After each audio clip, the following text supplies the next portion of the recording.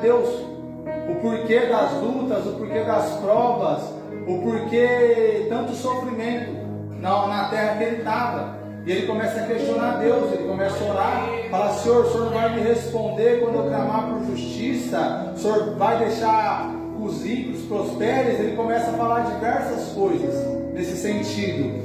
E no capítulo 2 nós vai ver que o Senhor responde ele. O Senhor começa a responder que certos tipos de coisas estão acontecendo por causa da iniquidade do povo, por causa do pecado que o povo está.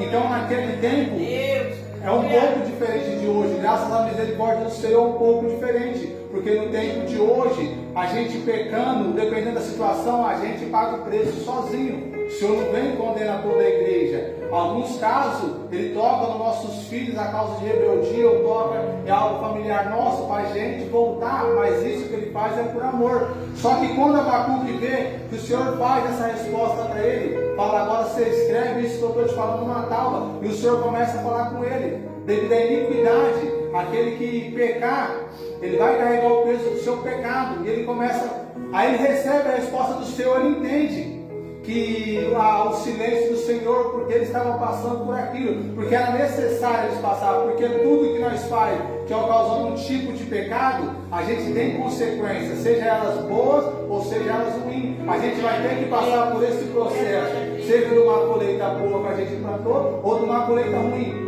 É um fato inevitável, a gente vai ter que colher, sendo algo bom ou algo ruim. Só que eu acho interessante quando o Senhor vem e fala com ele tudo isso, e fala com ele, faz que ele escreva isso para o povo ler, para passar para o povo, ele entende que o Senhor faz coisas assim.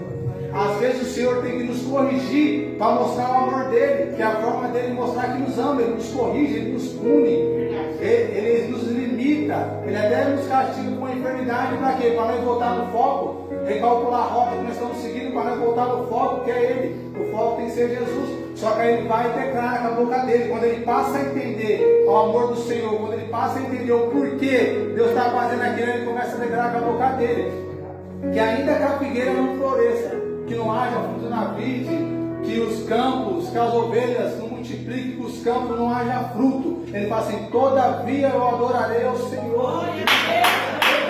Isso, irmão, é uma palavra muito poderosa, porque nós só não pode só declarar que ainda que faltar as coisas, todavia não vai servir ao Senhor. Nós temos que fazer que essa palavra se cumpra na nossa vida, porque isso é uma palavra muito poderosa. Se nós aplicar ela, se o Senhor, às vezes nem toda situação na minha vida eu